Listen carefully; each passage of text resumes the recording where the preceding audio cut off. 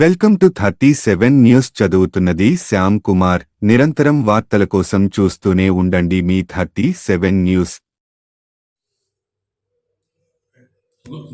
Good morning అండి. 37 ఛానల్గా మన electronic media వారు మీరు వచ్చి మాకు వివరణ అడగగా మీ ఆర్టీ ఆఫీస్లో జరిగినది ఇది నిజమేనా అని అడిగినందుకు దాని జవాబు, నేను బక్రీద్ ఫెస్టివల్కు నేను లీవ్లో పోయినాను. నేను 16-17 రాగానే 17వ తారీఖు రోజున మీడియాలో వైరల్ అవుతున్నది.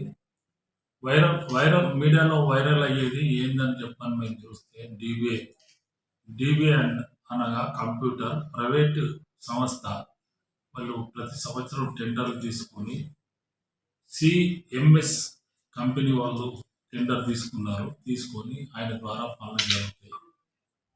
కంప్యూటర్లో ఏమన్నా వైరస్ రావడం, లైన్ కరెక్ట్ లేకపోయినా, తర్వాత కంప్యూటర్ ఏమన్నా ఫైల్స్ స్పీడ్ కాకపోయినా ఎస్ఎంఎస్ పెట్టి వాటిని క్లియర్ చేసుకుంటూ ఆయన డ్యూటీ. మరి తర్వాత ఆయనను నేను లేనప్పుడు ఒక మధు అనే మీడియా ఎలక్ట్రానిక్ మీడియా అని చెప్పుకుంటూ ఈ ఒక ఫైల్ అప్రూవల్ చేయాలని చెప్పని గొడవ పెట్టుకున్నాడట 4 రోజుల క్రితం.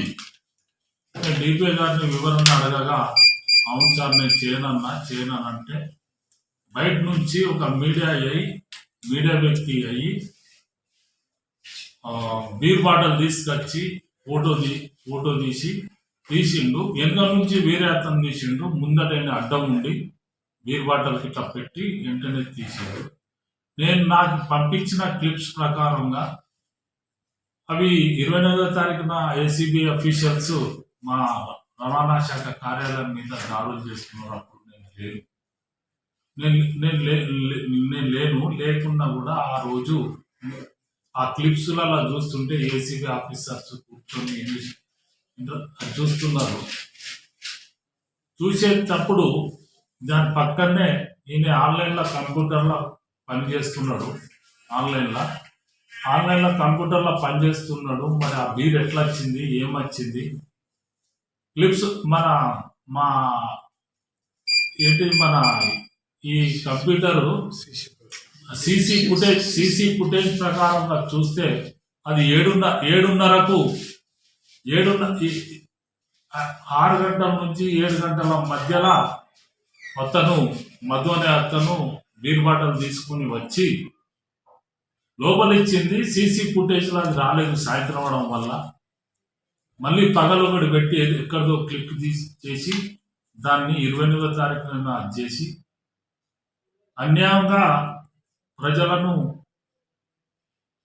తప్పుడు సమాచారం పెట్టి ఇబ్బందులకు గురి చేస్తే నేను వెంటనే సురేష్ అనే డీబీఐ డేటాబేస్ అడ్మినిస్ట్రేటివ్ అసిస్టెంట్ అతను వెంటనే మేము కమిషనర్ మన సిఎంఎస్ ఆఫీస్కు సరెండర్ చేసినాం. మేము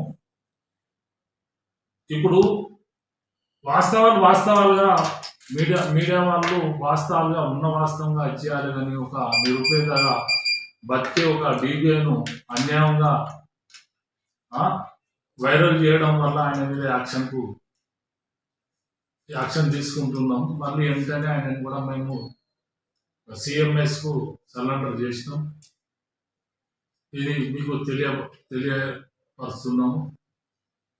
తర్వాత ఇంకొకటి, ఈ నరేందర్ రెడ్డి అనే ఒక జర్నలిస్ట్ టీవీని పెట్టుకొని అతను అన్యాయంగా మాకు డబ్బులు ఇన్ని లక్షలు దాన్ని కట్టాలి, ఇన్ని లక్షలు కట్టాలంటే కూడా పైసలు ఇచ్చేది ఎవరు ఉండదు. మీరు ఖమ్మం వాళ్ళు, మీరు మాకు ఇన్ని లక్షల రూపాయలు మేము మీడియాకి ఇవ్వాలంటే మేము ఏమి ఇవ్వగలుగుతాం? మా దగ్గర ఎక్కడి నుంచి వస్తే మేమేమి ఇబ్బందులకు గురవుతున్నాం. మాకు ఏదో 2014 లోపల ఆంధ్రాలో 47 రోజులు ఆంధ్ర మొత్తం ధర్నా చేస్తే అక్కడి నుంచి కమిషనర్ ఆఫీస్ నుంచి ఆర్డర్స్ వచ్చి ఫిట్నెస్లు చేయండి. అప్పుడు కంబైన్గా ఉన్నప్పుడు మాకు అనుమతి ఇస్తే మేము ఫిట్నెస్లు చేసినందుకు దాని మీద మాకు అభియోగం పెట్టుకుంటూ 2014లో ఆయన మీద పోలీస్ కేసు కూడా రిజిస్టర్ చేసినాం. అప్పుడు వైరాల ఆ పగ పట్టుకొని ఇప్పుడు ఆ కోర్టుకు కూడా తిరుగుతున్నాడు, మద్రా కోర్టుకు. నన్ను కూడా పిలుస్తున్నారు కోర్టు నుంచి. మళ్ళీ ఎస్పీ ఆఫీస్లో పోయి మేము ఇచ్చిన కంప్లైంట్ అది చేసుకొని మీడియా వాళ్ళ ప్రతాపం చూపించి ఆ కేసును అది చేసి ఇప్పుడు కూడా కోర్టుల విచారణ జరుగుతున్నది. అన్యాయంగా నాన్ బెయిలబుల్ సెక్షన్ కేసు అప్పుడు రిజిస్టర్ చేసిండ్రు. దాని మీద కూడా మేము చర్య తీసుకోవాలని చెప్పి డిపార్ట్మెంట్ కూడా రాసినాం. ఏం చేసినా కూడా ఆయన మీద చర్య తీసుకోలేదు. మా మీద చాలా అన్యాయంగా ఆయన ఉన్నది ఖమ్మము నాకు ఇక్కడ 375 మహబూబాబాద్ లా 375 మంది మీడియా ప్రతినిధులు ఉన్నారు, అభ్యర్థులు. వాళ్ళు ఒక్క రోజన్నా మాకు ఎక్కడ కానీ మాకు ఇబ్బంది పెట్టిన రోజులు లేవు. ఇప్పుడు మాకు ఇంత ఘోరంగా ఇప్పుడు ఆయననే చెప్తున్నాడు అన్ని ఫీడ్ చేసి ఇలా డబ్బులు వసూలు చేస్తాడు. ఎక్కడ నువ్వు ప్రూఫ్ అన్నది ఏడా చూపించగలిగినావు? నువ్వు అన్యాయంగా ఒక అధికారిని అది చేస్తున్నారు. నరేందర్ రెడ్డి గారు మీద చేసేది చాలా పొరపాటు. ఒక అధికారి మీద ఈ నిందలేయడం. మీరు రోజు నాకు 28వ తారీఖు రోజున నా ఏసీకి దాడులు జరిగిన తర్వాత మీరు ఫ్లాష్ లెమ్మిస్తాను రవాణా శాఖలో దొంగ దొంగ దొంగ అని చెప్పని మీరు మాకు అట్లా కూడా అడ్వర్టైజ్ చేసింది. మీరు మా పరువు ప్రతిష్ట అది చేస్తున్నారు కనుక దాని మీద మేము చర్య గురించి మేము మా పై అధికారులకు నేను అనుమతి తీసుకుని తప్పకుండా మేము చర్య తీసుకుంటాం.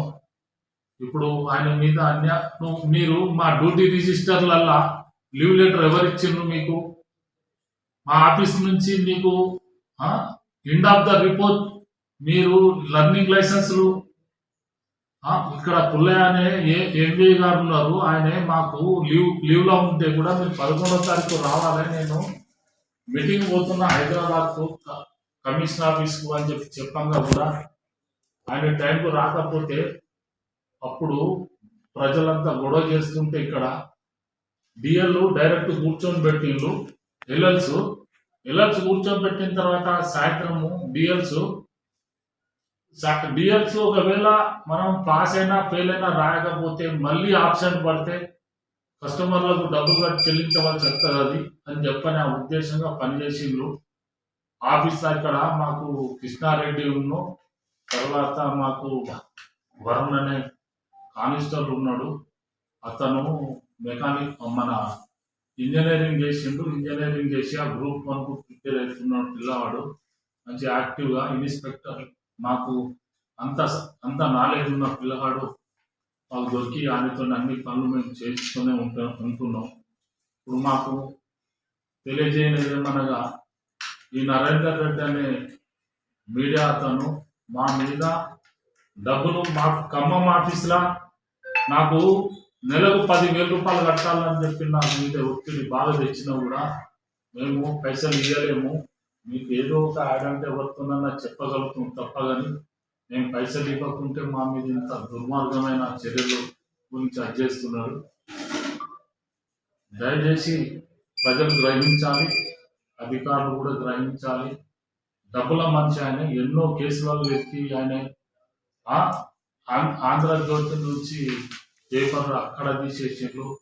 మరి ఇంకా అంతటా ఎక్కడెక్కడ పనిచేసిండ్రో అంతటా తీసేసిన తర్వాత ఇప్పుడు జర్నలిస్ట్ టీవీ అని పెట్టుకొని చాలా దౌర్జన్యం చేస్తున్నారు. మీరు ఏ అధికారి కూడా ఆయనను భయపడి డబ్బులు ఇవ్వద్దని చెప్పని నేను కోరుకున్నాను. నాకు ఫోన్లలో ఎన్నోసార్లు భయప్రాంతులు చేసిండు. అయినా కూడా నేను ఆయనను అది చేయలేదు. మీరు నాకు ఒక దేవుళ్ళలాగా మీరు మా ఎదురుగా వచ్చి ఇవాళ మాకు రికార్డ్ చేసి ఇది మీరు రిలే చేయాలని చెప్పని మేము కోరుకుంటాము. మేము తప్పకుండా రిలే చేయాలని నాకు ఇది తెలిసి రావాలి అందరికీ. మేము చేసిన దానిలో ఏం లేదు. మా ఆఫీస్ నుంచి ఎండ్ ఆఫ్ ద రిపోర్ట్ తీస్తే అది ఎవరిది ఏమన్నది తెలుస్తుంది అనేది ఉన్నాయి. అనవసరం ముచ్చట్లు మాట్లాడుకుంటా ఇచ్చినే బ్లాక్ మెయిల్ చేసుకుంటా అధికారులను అది చేస్తుంటాడు, డబ్బులు వసూలు చేస్తుంటాడు. ఈయన మీద తప్పకుండా చర్య తీసుకోవాలని చెప్పని నేను డిటిఓ మహబూబాబాద్ నుంచి కోరుచున్నాను. Thank you sir